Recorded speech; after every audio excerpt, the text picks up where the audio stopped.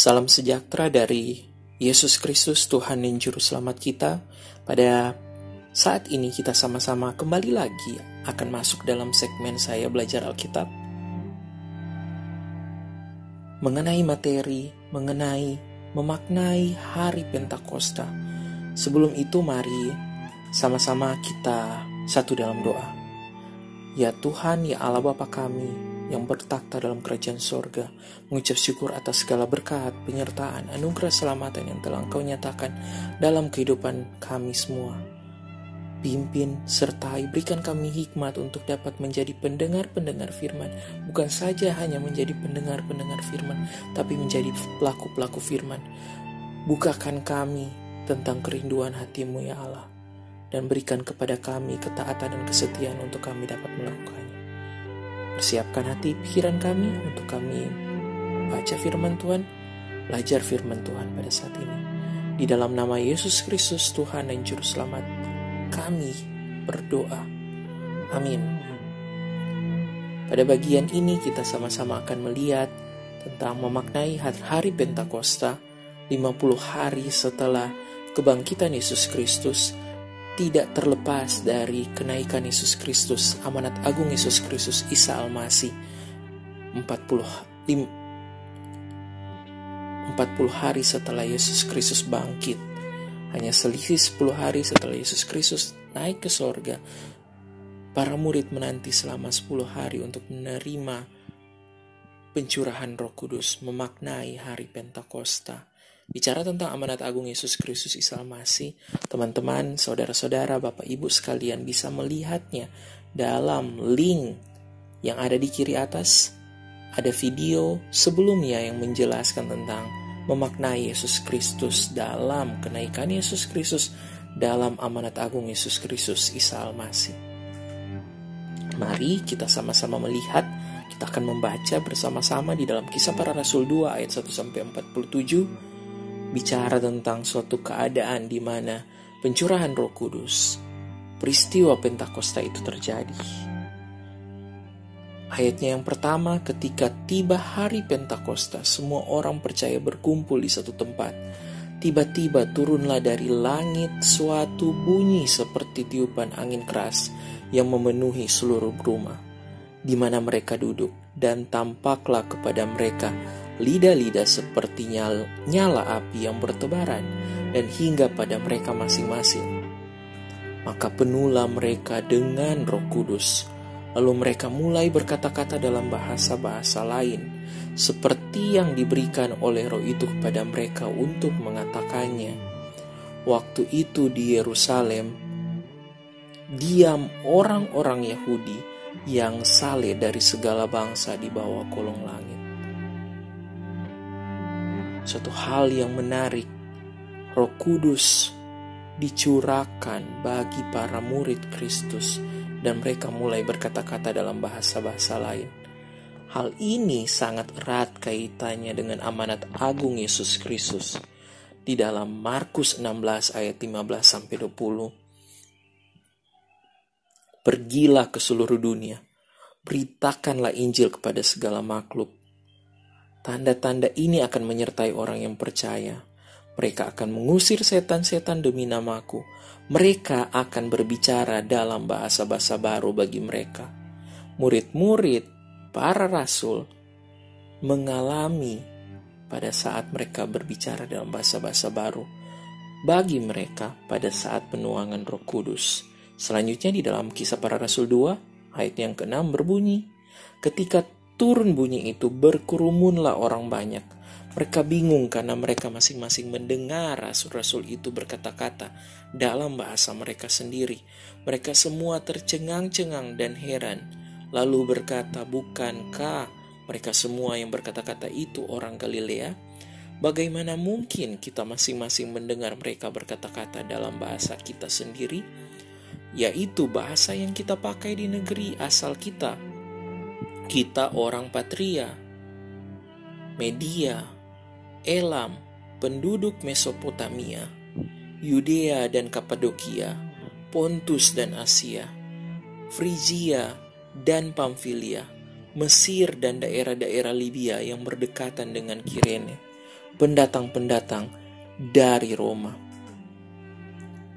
Suatu hal yang menarik, kita melihat bahwa janji Tuhan untuk para murid, orang percaya, pergi menjadikan segala bangsa muridku, pergi beritakan Injil kepada seluruh dunia, dinyatakan dengan suatu berkat bahwa mereka akan diberkati dengan berkata-kata dalam bahasa-bahasa baru. Para murid yang adalah orang-orang Galilea itu berkata-kata dalam bahasa orang-orang Partia, orang-orang Media, orang Elam, orang Mesopotamia, Yudea, Kapadokia, Pontus dan Asia, Frigia dan Pamfilia, Mesir, Libya dan Roma. Apa yang mereka sampaikan?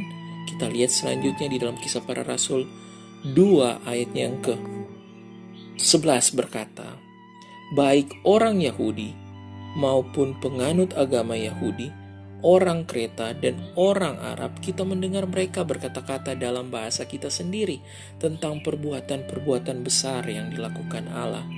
Mereka semua tercengang-cengang dan sangat termangu-mangu sambil berkata seorang kepada yang lain, apakah artinya ini? Tetapi orang lain menyindir, mereka sedang mabuk oleh anggur manis. Maka bangkitlah Petrus berdiri dengan ke-11 rasul itu, dan dengan suara nyaring ia berkata kepada mereka, hai kamu orang Yahudi dan kamu semua yang tinggal di Yerusalem, ketahuilah dan camkanlah perkataanku ini. Suatu hal yang menarik, para murid, orang percaya, pengikut Kristus berkata-kata dalam bahasa-bahasa orang-orang dari segala dunia yang ada di Yerusalem dengan bahasa mereka untuk menceritakan perbuatan-perbuatan besar yang dilakukan Allah, untuk menginjili, untuk memberitakan Injil Kerajaan Sorga. Roh Kudus hadir di dalam hidup mereka, mereka pun pergi memberitakan Injil.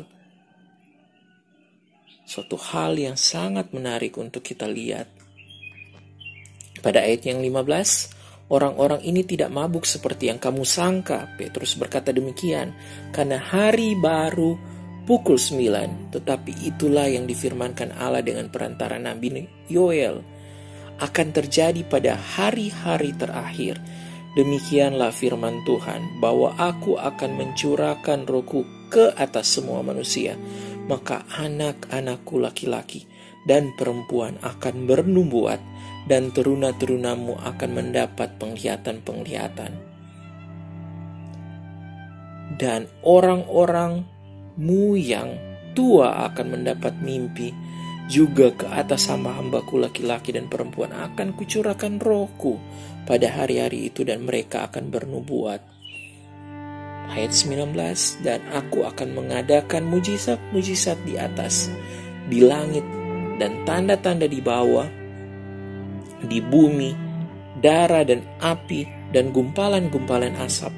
Matahari akan berubah menjadi gelap gulita, dan bulan menjadi darah sebelum datangnya hari Tuhan, hari yang besar dan mulia itu. Dan barang siapa yang berseru kepada nama Tuhan akan diselamatkan.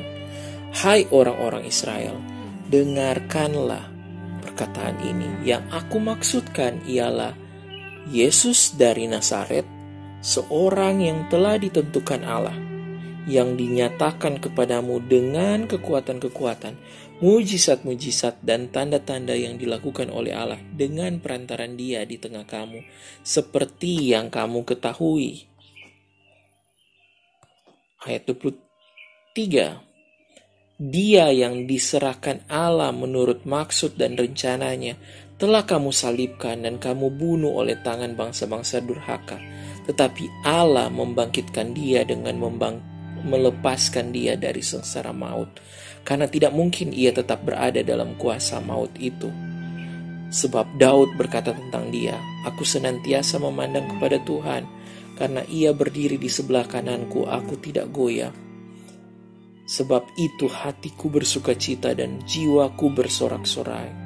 Bahkan tubuhku akan diam dengan tentram, sebab Engkau tidak menyerahkan aku kepada dunia orang mati, dan tidak membiarkan orang kudus-Mu melihat kebinasaan. Suatu hal yang menarik kita lihat di sini, Yesus Kristus diserahkan Allah menurut maksud dan rencananya.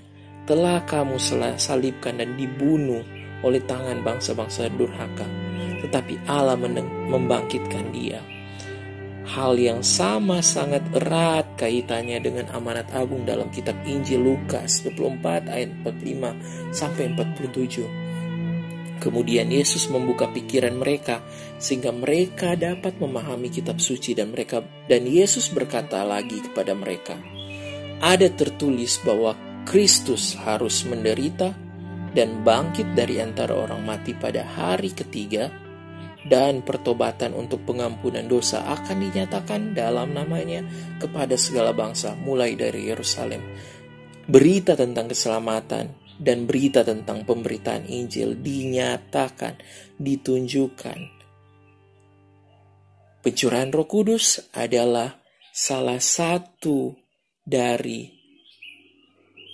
aplikasi dari hal yang dibukakan kepada para murid pengikut Kristus, para rasul, untuk menjadi murid-murid Kristus yang melakukan amanat agung, di mana mereka memberitakan tentang pemberitaan Injil dan keselamatan yang berasal daripada Allah, daripada Yesus Kristus. Hal yang nyata tadi kita lihat di mana Petrus melakukan pemberitaan Injil sesaat setelah ketuhanan Roh Kudus terjadi. Kita lanjut melihat di dalam ayat yang ke-28, Engkau memberitahukan kepadaku jalan kehidupan. Engkau akan melimpahi aku dengan sukacita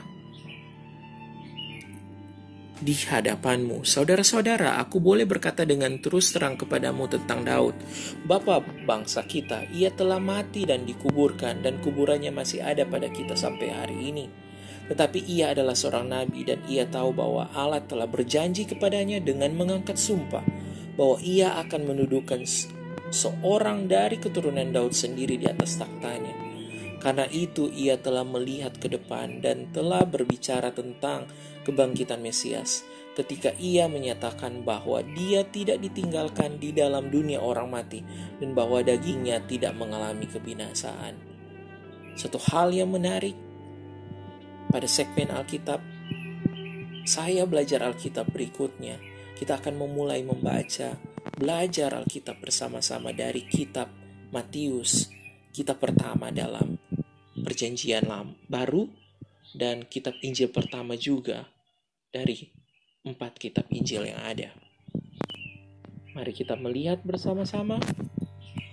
Di dalam ayat 32 berkata, firman Tuhan, Yesus inilah yang dibangkitkan Allah, dan tentang hal itu kami semua adalah saksi. Dan sesudah ia ditinggikan oleh tangan kanan Allah dan menerima Roh Kudus yang dijanjikan itu, maka dicurahkannya apa yang kamu lihat dan dengar di sini. Sebab bukan Daud yang naik ke sorga, malahan Daud sendiri berkata, Tuhan telah berfirman kepada Tuanku, duduklah di sebelah kananku sampai kubuat musuh-musuhmu menjadi tumpuan kakimu. Jadi seluruh kaum Israel harus tahu dengan pasti bahwa Allah telah membuat Yesus yang kamu salibkan itu menjadi Tuhan dan Kristus. Suatu ungkapan iman, penegasan yang nyata dalam ayat 36 bahwa Allah telah membuat Yesus yang kamu salibkan itu menjadi Tuhan dan Kristus. Menjadi Tuhan dan Kristus. Nyatalah bagi kita, Yesus Kristus Isa Almasih adalah Tuhan dan Kristus, Mesias dalam bahasa yang lain, Juru Selamat dunia. Yesus Kristus Isa Almasih adalah Tuhan dan Juru Selamat dunia. Ketika kita mendengar ketika mereka mendengar hal itu, hati mereka sangat terharu. Mereka bertanya kepada Petrus dan rasul-rasul yang lain, apakah yang harus kami perbuat, saudara-saudara? Jawab Petrus kepada mereka, bertobatlah dan hendaklah kamu masing-masing memberi dirimu dibaptis dalam nama Yesus Kristus untuk pengampunan dosamu, maka kamu akan menerima karunia Roh Kudus. Sebab bagi kamulah janji itu, dan bagi anak-anakmu, dan bagi orang yang masih jauh, yaitu sebanyak yang akan dipanggil oleh Tuhan Allah kita. Dan dengan banyak perkataan lain, lagi ia memberikan suatu kesaksian yang sungguh-sungguh, dan ia mengecam dan menasihati mereka. Berilah, katanya, berilah dirimu diselamatkan dari angkatan yang jahat ini. Petrus memberitakan Injil sekali lagi. Apa yang harus kami perbuat, Petrus?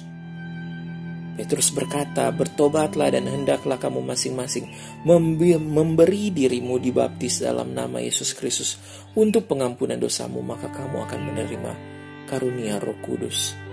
Dan kepada kamulah janji itu, kepada anak-anakmu lah, dan juga kepada orang-orang yang masih jauh.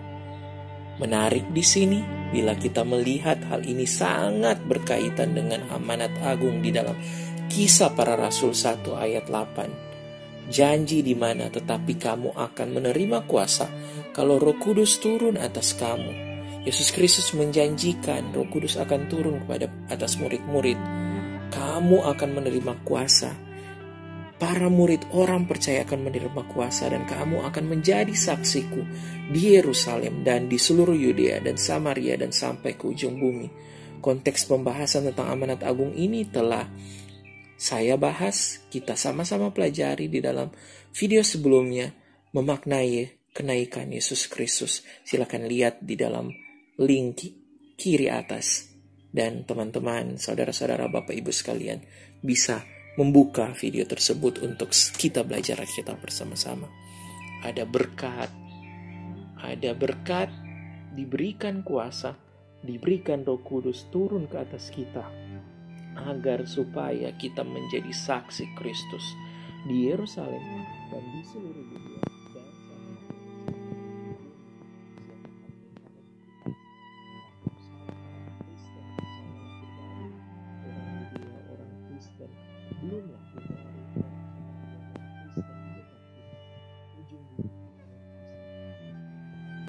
Dari kita, silakan lihat video kenaikan Yesus Kristus untuk mempelajari hal ini lebih dalam dan lebih mendetail untuk kita sama-sama dapat mengertinya. Selanjutnya di dalam ayat 41, orang-orang yang menerima perkataannya itu memberi diri dibaptis, dan pada hari itu jumlah mereka bertambah kira-kira 3.000 jiwa. Mereka bertekun dalam pengajaran rasul-rasul dan dalam persekutuan, dan mereka selalu berkumpul untuk memecahkan roti dan berdoa. Maka ketakutanlah mereka semua, sedang rasul-rasul itu mengadakan banyak mujizat dan tanda-tanda. Dan semua orang yang telah menjadi percaya tetap bersatu, dan segala kepunyaan mereka adalah kepunyaan bersama. Suatu hal yang menarik, pada saat ketuangan Roh Kudus, pencurahan Roh Kudus itu terjadi, orang-orang percaya berbicara dalam bahasa-bahasa yang baru untuk memberitakan Injil kerajaan Allah bagi bangsa-bangsa. Orang-orang yang ada di Yerusalem berasal dari bangsa-bangsa bukan Yahudi. Dan orang-orang yang menerima perkataan itu memberi diri mereka dibaptis. Dan pada hari itu juga jumlah mereka menjadi kira-kira 3.000 jiwa. Luar biasa pertobatan yang terjadi lewat 12 murid Kristus, lewat 70 murid yang lain, lewat 120 murid yang ada dalam ketuangan Roh Kudus, pencurahan Roh Kudus. Yang menarik adalah kita melihat bagian ini sangat erat kaitannya dengan amanat agung Yesus Kristus Isa Al-Masih di dalam Matius 28. Kitab Injil Matius 28 ayat 18-20. Pergi, jadikanlah semua bangsa muridku, dan baptislah mereka dalam nama Bapa dan Anak dan Roh Kudus. Roh Kudus dijanjikan, perintah diberikan, amanat agung disampaikan, ajarlah mereka melakukan segala sesuatu yang telah kuperintahkan kepadamu. Luar biasa, orang-orang yang percaya memberi diri untuk dibaptis, jumlah mereka kira-kira 3.000 jiwa, dan orang-orang ini bertekun dalam pengajaran, mau diajar untuk mengenal Yesus Kristus sebagai Tuhan dan Juru Selamat pribadi mereka. Ayat yang ke-45 di dalam Kisah Para Rasul 2, dan selalu ada dari mereka yang menjual harta miliknya, lalu membagi-bagikannya kepada semua orang sesuai dengan keperluan masing-masing. Dengan bertekun dan dengan sehati mereka berkumpul tiap-tiap hari dalam bait Allah. Mereka memecahkan roti di rumah masing-masing secara bergilir dan makan bersama-sama dengan gembira dan dengan tulus hati, sambil memuji Allah, dan mereka disukai semua orang. Dan tiap-tiap hari Tuhan menambahkan jumlah mereka dengan orang yang diselamatkan. Hal yang menarik, para murid, orang percaya tidak terjebak dalam kepuasan yang bukan orientasi Tuhan, di mana ada pelipat gandaan, ada multiplikasi yang terjadi. Yesus Kristus memuridkan 12 murid, 12 murid memuridkan 70 murid, terbentuk 120 murid sampai pada ketuangan pencurahan Roh Kudus. Dari 120 murid menjadi 3.000 murid. 3.000 orang yang memberi diri untuk dibaptis dan diajar dan dimuridkan dan bertekun dalam persekutuan bersama para rasul dan orang-orang percaya pada saat itu. Dan dari 30.000 murid ini menjadi banyak murid, menjadi bangsa-bangsa, dan akhirnya sampai kepada kita. Jadi pertanyaan, bagaimana dengan kita? Adakah kita mau menjadi saksi Kristus di Yerusalem dan di seluruh Yudea dan Samaria dan sampai ujung bumi? Amanat agung Yesus Kristus Isa Al-Masih sangat erat kaitannya dengan memaknai hari Pentakosta, hari ketuangan Roh Kudus, hari ketuangan Roh Kudus, di mana hari ketuangan Roh Kudus adalah suatu jawaban awal dari penggenapan amanat agung Yesus Kristus, di mana para rasul, orang percaya, para murid yang ada pada saat itu pergi menjadikan semua bangsa murid Kristus. Mereka memberitakan Injil di Yerusalem, dan banyak orang dari segala bangsa mendengar Injil Yesus Kristus disampaikan, dinyatakan dalam bahasa-bahasa mereka. Bicara tentang Roh Kudus dalam bahasa aslinya di dalam Ibrani itu adalah Ruach HaKodes, Ibrani Roh Kudus, dan dalam bahasa Yunani Pneuma Hagion, Hagios Kudus, Pneuma Roh, Hagion Kudus. Alkitab menyebut Roh Kudus adalah Roh Allah, Roh kebenaran, Roh Tuhan, Roh Yesus itu sendiri, Roh Kristus itu sendiri, Roh penghibur, Roh penolong. Mari kita melihat sama-sama di dalam Lukas 1 ayat 35 berkata firman Tuhan, jawab malaikat itu kepadanya, Roh Kudus akan turun atasmu dan kuasa Allah yang maha tinggi akan menaungi engkau. Sebab itu anak yang akan kau lahirkan itu akan disebut kudus, anak Allah. Roh Allah dinyatakan, Roh Kudus dinyatakan. Kita lihat selanjutnya di dalam Matius 1 ayat 18. Roh Yesus, firman Tuhan, kelahiran Yesus Kristus adalah seperti berikut. Pada waktu Maria ibunya bertunangan dengan Yusuf, ternyata ia mengandung dari Roh Kudus sebelum mereka hidup sebagai suami istri. Jelas, nyata, penekanan penting bahwa Yesus Kristus bukan diperanakan, tapi dikandung oleh Roh Kudus. Kehendak Allah, Yesus Kristus hadir oleh karena Allah yang mengutus Yesus Kristus. Selanjutnya kita melihat bersama-sama di dalam Lukas 4 ayat 18-21. Firman Tuhan, kepadanya diberikan kitab Nabi Yesaya, dan setelah dibukanya ia menemukan nats, di mana ada tertulis, Roh Tuhan ada padaku, oleh sebab Ia telah mengurapi aku untuk menyampaikan kabar baik kepada orang-orang miskin, dan Ia telah mengutus aku untuk memberitakan pembebasan kepada orang-orang tawanan dan penglihatan bagi orang-orang buta, untuk membebaskan orang-orang yang tertindas, untuk memberitakan tahun rahmat Tuhan telah datang. Kemudian Ia menutup kitab itu, memberikannya kembali kepada pejabat, lalu duduk, dan mata semua orang dalam rumah ibadat itu tertuju kepadanya. Lalu Ia mulai mengajar mereka. Katanya, pada hari ini genaplah nats itu sewaktu kamu mendengarnya. Yesus Kristus mengklaim, menyatakan, menjelaskan kepada orang-orang yang ada bahwa Roh Tuhan ada pada Yesus Kristus.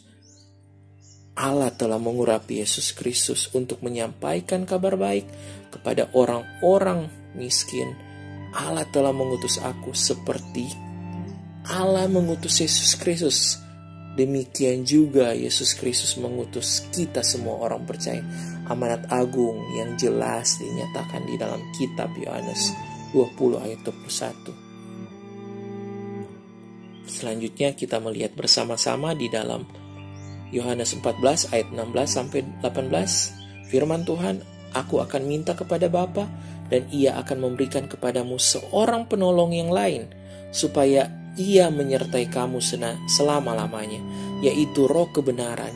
Dunia tidak dapat menerima Dia, sebab dunia tidak melihat Dia dan tidak mengenal Dia, tetapi kamu mengenal Dia, sebab Ia menyertai kamu dan akan diam di dalam kamu. Aku tidak akan meninggalkan kamu sebagai yatim piatu, aku datang kembali kepadamu. Suatu hal yang sangat menarik bicara tentang Roh Kudus adalah roh kebenaran, penolong yang lain yang Yesus Kristus nyatakan bagi kita. Selanjutnya kita melihat di dalam Yohanes 14 ayat 26, penghibur firman Tuhan, tetapi penghibur yaitu Roh Kudus yang akan diutus oleh Bapa dalam namaku, Dialah yang akan mengajarkan segala sesuatu kepadamu dan akan mengingatkan kamu akan semua yang telah kukatakan kepadamu. Telah jelas nubuatan ini telah digenapi. Pencurahan Roh Kudus, ketuangan Roh Kudus, hari raya Pentakosta telah terjadi bagi 12 murid, bagi para murid, 70 murid, orang-orang percaya pada saat itu. Selanjutnya kita melihat apa asal kata dari penghibur, penolong yang dimaksud di dalam Alkitab. Dari bahasa Yunaninya Parakletos, dari bahasa Latin yang mirip juga dengan Parakletos ada Paraklitos, yang berarti pembela atau penolong. Yesus Kristus menjanjikan pembela dan penolong Roh Kudus bagi kita. Bicara tentang karya Roh Kudus, mari kita lihat bersama-sama karya Roh Kudus untuk melahirbarukan kita. Kita dapat jadi lahir baru, terang Roh menyinari kita untuk dapat menumbuhkan buah Roh kita, untuk dapat mengarahkan kita dalam pimpinan Roh, dan untuk memampukan kita untuk melakukan pekerjaan pelayanan karunia Roh yang telah Allah karuniakan kepada kita. Mari kita lihat bersama-sama karya Roh Kudus yang melahirbarukan, menginsafkan kita, mempertobatkan kita, melahirkan kembali kita, lahir baru.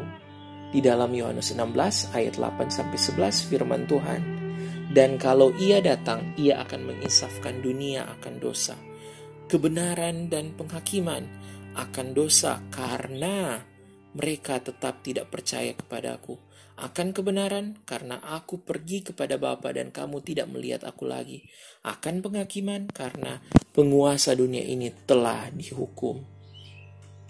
Selanjutnya kita melihat bagian yang kedua di dalam karya Roh Kudus yang melahirbarukan, menginsafkan, mempertobatkan, melahirkan kembali. Di dalam Yohanes 3 ayat 5 sampai 6, firman Tuhan, jawab Yesus, aku berkata kepadamu, Sesungguhnya jika seseorang tidak dilahirkan dari air dan roh, ia tidak dapat masuk ke dalam kerajaan Allah. Apa yang dilahirkan dari daging adalah daging, dan apa yang dilahirkan dari roh adalah roh. Dilahirkan kembali. Selanjutnya kita melihat karya Roh Kudus yang kedua, karya Roh Kudus yang mengarahkan hidup kita, di mana Roh Kudus memimpin, menguatkan, mengajar kita. Mari kita melihat bersama-sama di dalam Yohanes 14 ayat 26. Tetapi penghibur, yaitu Roh Kudus yang akan diutus oleh Bapa dalam namaku, Dialah yang akan mengajarkan segala sesuatu kepadamu dan akan mengingatkan kamu akan semua yang telah kukatakan padamu. Roh Kudus menjadi pengajar dan pengingat kita tentang karya Kristus di dalam hidup kita, tentang segala sesuatu yang Yesus Kristus telah katakan dalam kehidupan kita. Bagian yang kedua, karya Roh Kudus yang mengarahkan. Mari kita lihat bersama-sama di dalam Yohanes 16 ayat 13. Firman Tuhan, tetapi apabila ia datang, yaitu Roh kebenaran, ia akan memimpin kamu ke dalam seluruh kebenaran. Sebab ia tidak akan berkata-kata dari dirinya sendiri, tapi segala sesuatu yang didengarnya, itulah yang akan dikatakannya, dan ia akan memberikan kepadamu hal-hal yang akan datang. Roh Kudus akan memimpin kita ke dalam seluruh kebenaran. Selanjutnya kita lihat karya Roh Kudus yang ketiga, karya Roh Kudus yang menumbuhkan, yang memperbaharui, yang mengubahkan kita, yang menyucikan kita. Mari kita lihat di dalam Roma 8 ayat 13 firman Tuhan, sebab jika kamu hidup menurut daging, kamu akan mati, tetapi jika oleh Roh kamu mematikan perbuatan-perbuatan tubuhmu, kamu akan hidup. Pada bagian yang selanjutnya di dalam Galatia 5 ayat 22 sampai 23, tetapi buah Roh ialah kasih, sukacita, damai sejahtera, kesabaran, kemurahan, kebaikan, kesetiaan, kelemah lembutan, penguasaan diri. Tidak ada hukum yang menentang hal-hal ini. Jelas bagi kita buah Roh dari Roh Kudus yang ada di dalam kita membuat kita menghasilkan buah Roh kasih, sukacita, damai sejahtera, kesabaran, kemurahan, kebaikan, kesetiaan, kelemah lembutan, penguasaan diri. Roh yang ada di dalam kita menghasilkan buah Roh. Mari kita melihat selanjutnya ada konteks karya Roh Kudus selanjutnya, karya Roh Kudus yang memampukan kita, memberi kita kuasa, keterbebanan, dan karunia untuk melayani. Seperti kita telah melihat di dalam Kisah Para Rasul 1 ayat 8, amanat agung Yesus Kristus Isa Al-Masih. Firman Tuhan, tetapi kamu akan menerima kuasa kalau Roh Kudus turun ke atas kamu, dan kamu akan menjadi saksiku di Yerusalem dan di seluruh Yudea dan Samaria dan sampai ke ujung bumi. Suatu hal yang perlu kita juga lihat dalam suatu konteks bacaan firman Tuhan lainnya di dalam Korintus 12 ayat 7 sampai 11.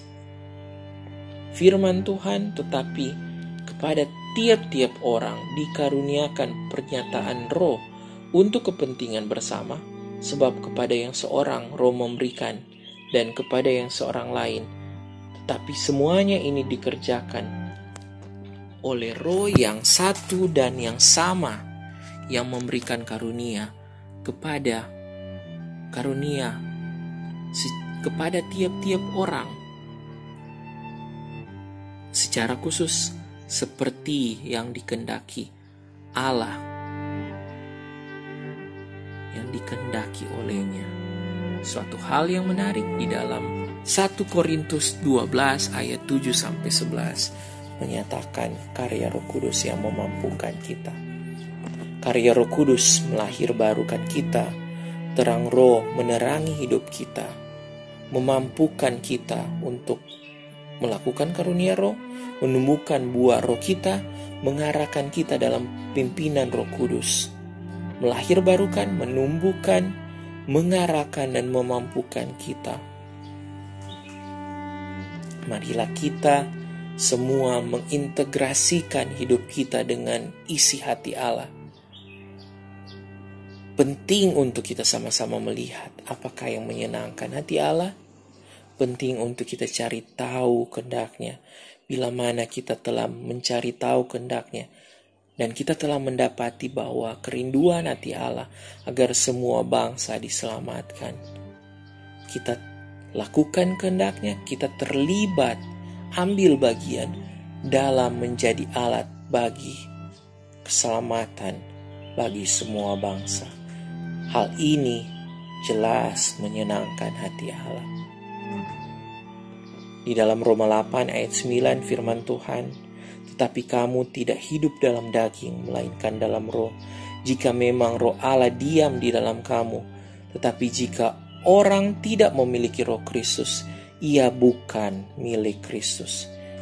Kita telah memiliki roh Allah di dalam hidup kita, di dalam diri kita, diam di dalam kita. Marilah kita hidup yang berpegang kepada Roh Kudus, bergantung pada Roh Kudus. Di dalam Efesus 1 ayat 13-14 firman Tuhan, di dalam Dia kamu juga, karena kamu telah mendengar firman kebenaran, yaitu Injil keselamatanmu. Di dalam Dia kamu juga ketika kamu percaya dimeteraikan dengan Roh Kudus yang dijanjikannya itu. Dan Roh Kudus itu adalah jaminan bagian kita sampai kita memperoleh seluruhnya, yaitu penebusan yang menjadikan kita milik Allah untuk memuji kemuliaan-Nya. Janji Tuhan di dalam Efesus 1 ayat 13-14. Di dalam Kristus kita telah mendengar firman kebenaran, Injil keselamatan kita. Di dalam Kristus kita menjadi percaya, dimeteraikan di dalam Roh Kudus dengan Roh Kudus yang dijanjikan itu.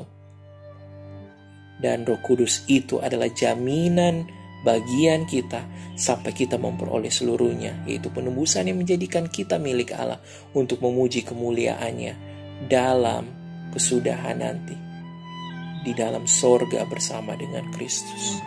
Mari kita melihat di dalam 1 Korintus 6 ayat 19-20 firman Tuhan, atau tidak tahukah kamu bahwa tubuhmu adalah bait Roh Kudus yang diam di dalam kamu, Roh Kudus yang kamu peroleh dari Allah, dan bahwa kamu bukan milik kamu sendiri, sebab kamu telah dibeli dan harganya telah lunas dibayar. Karena itu muliakanlah Allah dengan tubuhmu. Adakah kesadaran dalam hidup kita sebagai orang-orang yang telah percaya kepada Yesus Kristus sebagai Tuhan dan Juru Selamat, kepada Isa Al-Masih? Sadarkah kita bahwa Roh Kudus diam di dalam kita? Sadarkah kita bahwa tubuh kita adalah bait Roh Kudus yang tinggal di dalam kita? Roh Kudus yang kamu peroleh dari Allah, dan bahwa kamu bukan milik kamu sendiri, sebab kamu telah dibeli dan harganya telah lunas dibayar. Karena itu muliakanlah Allah dengan tubuhmu. Muliakanlah Allah dengan tubuhmu. Hidup kita bukan milik kita lagi. Hidup kita adalah milik Allah, milik Yesus Kristus Isa Al-Masih. Muliakanlah Allah dengan tubuh kita. Salah satu kesalahan besar kita hari-hari ini dalam memahami Roh Kudus adalah mengabaikan bahwa Dia adalah pribadi yang nyata. Bahwa Roh Kudus, Ia berpikir, berperasaan, dan berkehendak. Kita hanya mau berhubungan dengannya sebagai sumber tenaga atau ladang energi yang diagungkan daripada bertumbuh dalam hubungan pribadi kita dengan Roh Kudus, dengan Allah kita. Ia adalah pribadi yang harus dikenal, bukan sekedar kuasa untuk dilakukan. Roh Kudus adalah pribadi yang harus dikenal, bukan sekedar kuasa yang harus untuk digunakan. Di dalam 1 Korintus 2 ayat 10-11 firman Tuhan, namun Allah telah menyatakan hal ini kepada kita melalui Roh, karena Roh menyelidiki semua hal, bahkan kedalaman Allah. Sebab siapakah di antara manusia yang mengetahui hal-hal dari manusia selain roh manusia yang ada di dalamnya? Demikian juga tidak ada seorang pun yang mengetahui hal-hal dari Allah selain roh Allah. Roh Kudus berpikir menyelidiki semua hal, bahkan kedalaman Allah. Roh Kudus berpikir. Roh Kudus adalah pribadi, bukan sekedar suatu kuasa yang ada di dalam kita. Roh Kudus adalah pribadi yang tinggal dalam hidup kita. Selanjutnya kita lihat di dalam Efesus 4 ayat 40, Roh Kudus berperasaan firman Tuhan, dan janganlah kamu mendukakan Roh Kudus Allah yang telah memeteraikan kamu menjelang hari penyelamatan. Roh Kudus adalah pribadi yang bahkan dalam firman Tuhan berkata, janganlah kamu mendukakan Roh Kudus. Roh Kudus berperasaan. Roh Kudus berkehendak. Seperti tadi yang telah kita baca di dalam 1 Korintus 2 ayat 10-11. Namun Allah telah menyatakan hal-hal ini kepada kita melalui Roh, karena Roh menyelidiki semua hal, bahkan kedalaman Allah. Sebab siapakah di antara manusia mengetahui hal-hal dari manusia selain roh manusia yang ada di dalamnya? Demikian juga tidak ada seorang pun yang mengetahui hal-hal dari Allah selain roh Allah. Roh Kudus berkehendak adalah suatu kesalahan besar bagi kita kalau kita menganggap bahwa Roh Kudus dalam adalah suatu kuasa saja dan tidak memahami Roh Kudus adalah suatu pribadi yang nyata, mengabaikan Dia. Roh Kudus adalah pribadi yang nyata, bahwa Roh Kudus pribadi yang nyata. Roh Kudus berpikir, Roh Kudus berperasaan, dan Roh Kudus berkehendak. Marilah kita semua menjadikan Roh Kudus sebagai pribadi yang harus dikenal, bukan sekedar menginginkan kuasa yang Roh Kudus berikan kepada kita.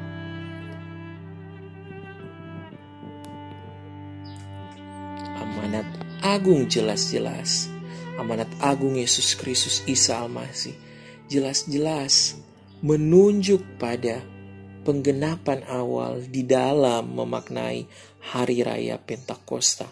Ketuangan Roh Kudus di mana para murid, 12 rasul, 12 murid, 70 murid, 120 murid total yang ada menjadi orang-orang yang pertama-tama melakukan amanat agung Yesus Kristus, melakukan mandat agung Yesus Kristus. Mereka belajar untuk taat dan setia memberitakan Injil Kerajaan Allah. Marilah kita semua semangat untuk dapat menyelaraskan kerinduan hati Allah dengan hidup kita, untuk dapat menyenangkan Allah, untuk dapat memuliakan Allah dengan tubuh kita. Karena kita ini adalah bait Roh Kudus. Kita ini adalah tempat kediaman Roh Kudus tinggal di dalam kita. Roh Kudus tinggal di dalam hidup kita.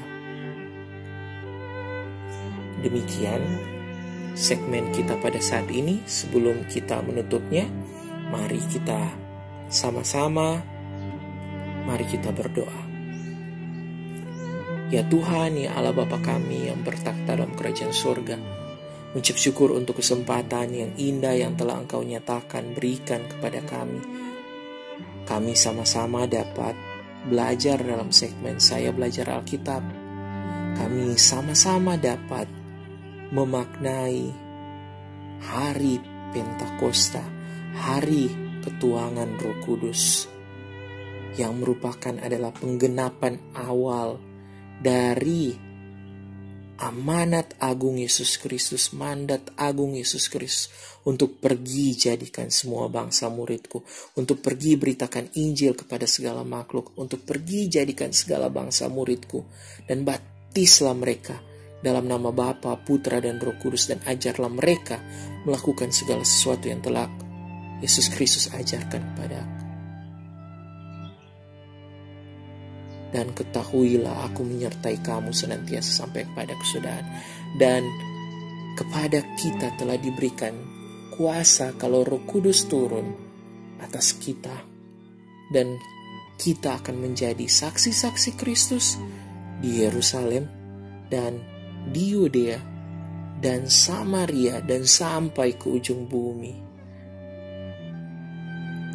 Seperti Kristus telah mati bagi kita semua, demikian berita tentang penebusan dosa, kebangkitan Yesus Kristus harus disampaikan mulai dari Yerusalem dan Yudea dan Samaria dan sampai ke ujung bumi.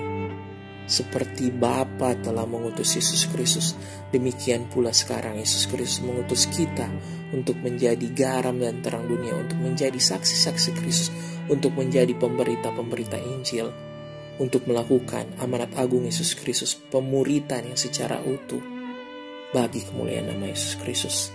Mengucap syukur untuk kesempatan pada saat ini, biarlah kami semua dapat benar-benar memaknai hari Pentakosta, ketuangan Roh Kudus. Dan kami dapat menjadi bukan saja pendengar-pendengar firman, tapi kami dapat menjadi pelaku-pelaku firman-Mu yang setia. Di dalam nama Yesus Kristus, Tuhan dan Juru Selamat kami berdoa dan mengucap syukur. Amin. Demikian, kita telah selesai dalam segmen Saya Belajar Alkitab kali ini. Kita telah sama-sama belajar memaknai hari Pentakosta, hari ketuangan Roh Kudus, suatu penggenapan awal dari amanat agung Yesus Kristus yang dimandatkan, dipesankan, diamanatkan kepada 12 murid, kepada 12 rasul, kepada 70 murid, kepada murid-murid Kristus yang ada.